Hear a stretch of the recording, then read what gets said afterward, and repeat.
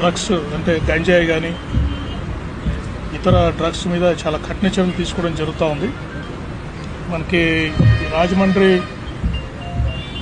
Important national highway అయిపోవడం వల్ల కొద్దిగా ఇక్కడ ఒరిస్సా నుంచి వచ్చే డ్రగ్స్కి వాటికి ఇది ట్రాన్సిట్ పాయింట్గా ఉంది. అంటే ఈ రూట్లో వెహికల్స్ వెళ్తుంటాయి కాబట్టి హైవే మీద డ్రగ్స్ గంజాయి ఎస్పెషల్లీ గంజాయి రవాణా జరిగే అవకాశం ఉంది.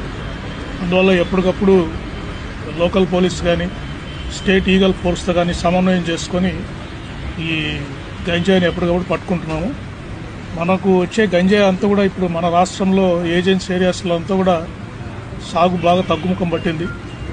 లోకల్గా కూడా నెట్వర్క్స్ అందరినీ బ్రేక్ చేయడం వల్ల చాలా మటుకు లోకల్గా ఈ గంజాయి పూర్తిగా నియంత్రణలో ఉంది.